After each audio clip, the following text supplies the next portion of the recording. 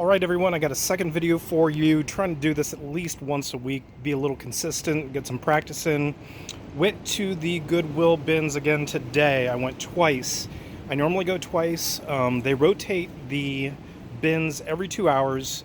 I found out a couple weeks ago they started at 8, 10, 12, 2, 4, 6 I think is the last time they do it. I typically try to get there right before they rotate at 10. Now, they don't rotate all of them, they only rotate half of them. The store is divided by support beams, and all the bins on one side of the support beams are rotated the first time, and then they do all the ones on the other side the second time, back and forth, back and forth. So I try to get there about 15 to 20 minutes before they rotate one side, and as I'm waiting for them to rotate it, I look through the bins on the other side. So it kind of gives you something to do. Today's haul was crazy. I wasn't expecting this much. It was a good day. It was Good Friday, and a lot of people were off, so there was a lot more competition. Again, they charge everything by the pound. It's $1.20 per pound, actually $1.19. I spent $11 after I rounded up the first time at 10 o'clock, and then when I went back at noon, I spent $19 after I rounded up. And yes, Kevin, Commonwealth Picker, I do round up. There's benefits to that. That'll be in another video. So I spent $30 total for everything that you see here, and I'm going to go through these really quick. Now, they say that the Goodwill bins is where everything pretty much goes to die. It's kind of the last chance of all the merchandise that doesn't sell at a store. But I don't believe that to be true. Because there's a lot of stuff, it doesn't make sense. A lot of the stuff should have sold if it was in a store. A lot of the stuff that I found should have sold if it was in a store. And it also doesn't make sense for, and I'll point it out here for some of the things that I found, and I'll explain why this is even additional proof of why that's not true. Also, you would think that if this was stuff that was in stores, you would see either price tags on it or the old way where they used to rate the price on the items. You don't see hardly any of that.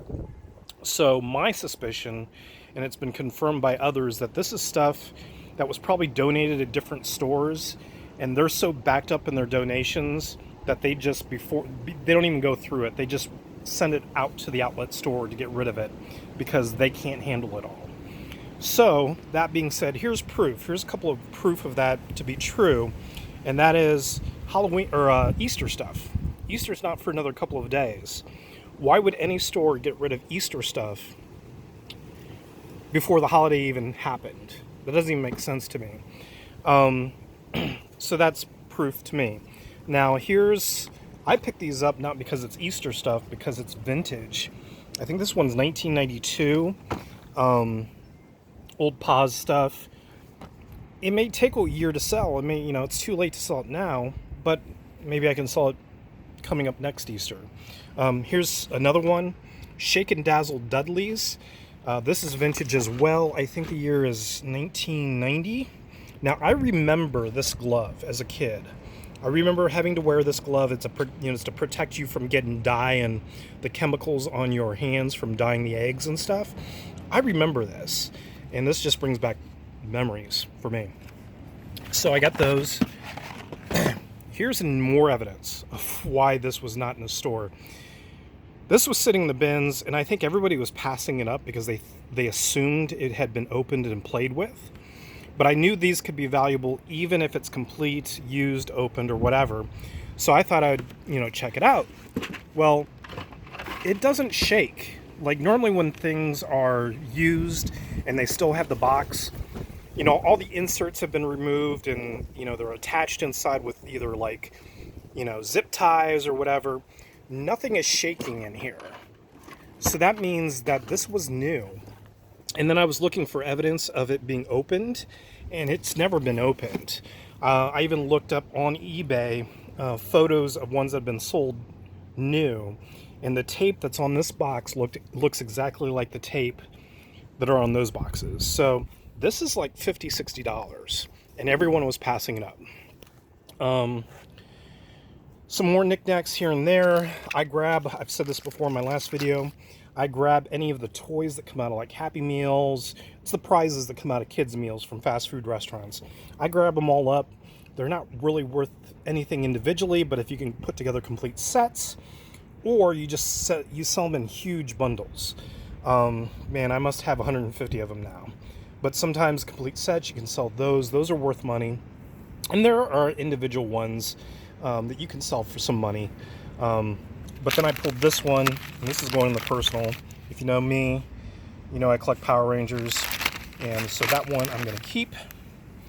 This VHS, not sealed. Max is a Image comic book character.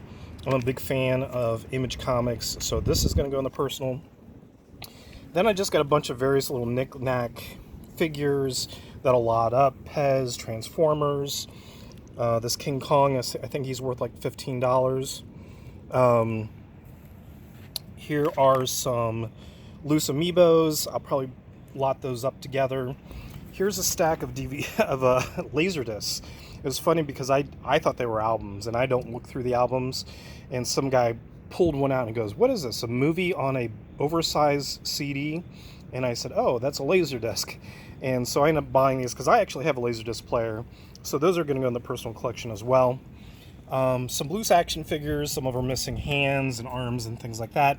My buddy does photography with action figures, and he can do things with these and, you know, use certain angles where you don't see the missing parts or whatever. So those will go straight to him. These vinyl Avengers figures, I'll just bundle those up, maybe sell them for $20, who knows. Then here is from these came from the first batch when I came home from the 10 o'clock rotation. These are I forgot, but these are really expensive. I could probably bundle these up. I could sell them individually, but I could probably bundle these up and get about $15 a piece for them. So there's about $60 right there. And then also these Mario Brothers, Super Mario Brothers figures, posable figures. I could probably group those all together, maybe get another 30 or 40 out of those. And then I normally don't do this, but I saw just a ton of My Little Pony. I'll just group those all together as well and sell those together. And I might just keep on adding to them as I find more. Some of these you can see were given haircuts.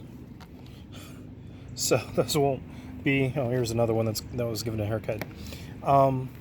So there you go. $30 in.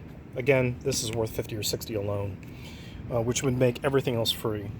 Again, I could probably sell the Mario Brothers stuff for $30 and get all my money back.